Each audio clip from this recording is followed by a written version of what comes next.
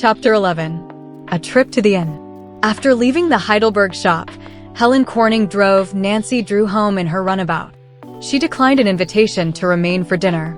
"It's getting late, and I really can't stop," she said. "I'll see you again in a few days. If you should hear anything about Mary Mason, I wish you'd let me know."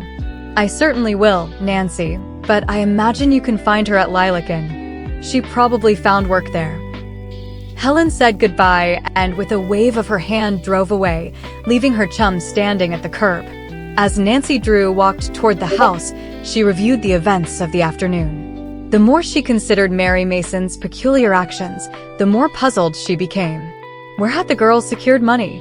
When she had called at the Drew household seeking work, she had been rather shabbily dressed, but at the store Nancy had noticed that she was wearing an expensive gown. Of course, it's possible she found work, she reasoned, but even if she did, it's not likely her wages would be enough to permit her to buy dresses at Heidelberg's. "I can't understand it at all.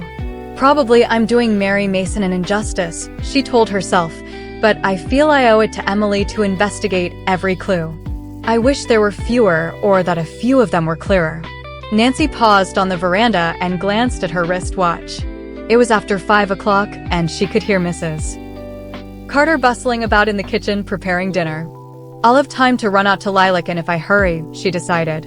Pausing only long enough to tell Mrs. Carter that she might be a few minutes late for dinner, she backed her roadster from the garage and started off down the lake road. Arriving at the inn, she swept up the driveway and came to a halt in front of the door. There were only a few automobiles parked nearby, and Nancy guessed that the scandal of the loss of the jewelry had already affected the trade. Entering the inn, she sought the manager and was conducted to a private office. "I'm sorry to trouble you again," Nancy apologized, "but I find I must ask you a few more questions." "I'll answer them gladly," the manager returned graciously. "Have you a girl in your employ by the name of Mary Mason?" "Mary Mason? No, there is no one here by that name." "Perhaps she applied for work." "Not that I can recall." "Can you describe her appearance?" Nancy gave a detailed description of Mary, but when she had finished, the manager of the inn shook her head. "I am certain that she never came here. In fact, if she had, I would have hired her at once, for I am short a girl in the kitchen." "That's queer," Nancy murmured, half to herself. "Helen told me the girl said she would come here. She must have changed her mind. Perhaps she found work at another tea room." "That's possible," Nancy agreed as she rose to leave. "I'll try to find out." Driving back toward River Heights a few minutes later, she was ready to admit that the trip to Lilac Inn had been unfruitful.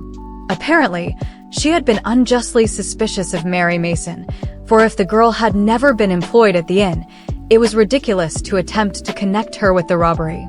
Just the same, I'd like to know where she got that handsome dress she was wearing this afternoon, Nancy thought.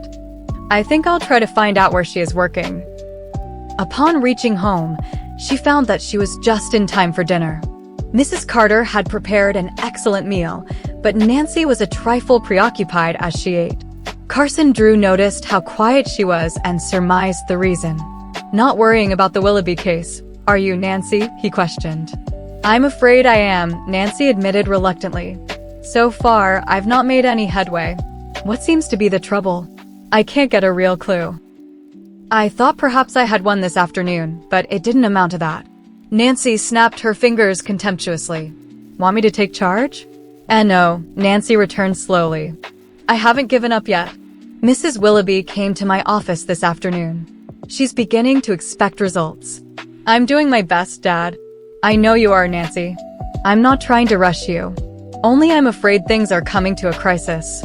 "You mean the police are going to arrest Mrs. Willoughby?" "I'm afraid of it. If I just had a clue, something to start work on." "There are some mystery cases that have never been solved," Mr. Drew remarked by way of comfort. "This may be one of them." "I won't admit defeat," Nancy retorted, thrusting her chin into the air. "Let's thrash this thing out together," Mr. Drew said kindly. "Whom are you considering as the possible criminal?" "Well, there's Mrs. Potter. She was reluctant to give me any information about herself." "What motive would Mrs. Potter have?" "I understand that she has plenty of money of her own." She hasn't a grudge against Mrs. Willoughby. Not to my knowledge. Then of course there is that waiter at Lilac Inn, Jennings they call him. You questioned him? Yes, and didn't learn anything of value. How about the persons who were guests at the inn at the time of the robbery? I've considered them all. The two who took the auto victims to the hospital are out of the picture. They had a perfect alibi. And the women who were unwilling to be searched, especially the one who protested loudly? I've not learned anything of much interest about her. Wasn't her name Viola Granger? Yes, it was. That name strikes me as familiar. I'm sure I've heard it somewhere. Can't you remember? Nancy asked eagerly. Let me see, now I have it. That woman has a prison record. A prison record, Nancy exclaimed. Are you certain? Yes, the affair happened at least 10 years ago, but I have a good memory for names. As I recall, she was sentenced to 5 years in prison. On what charge? Robbery. Then you think it was she who took the jewels? The clue may be worth investigating. But I don't see how she could have been the one, Nancy declared, with a troubled frown. She was sitting on the opposite side of the room, a long way from Mrs. Willoughby's table.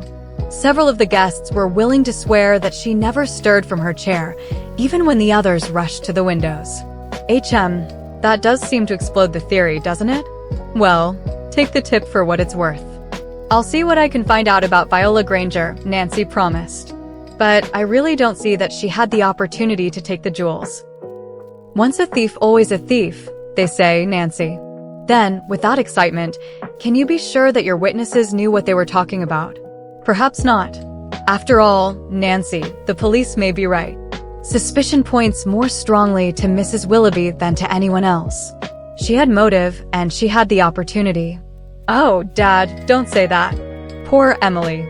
Oh, I won't let myself think she's guilty. Emily's a dear, Dad, and that would break her heart, I'm sure.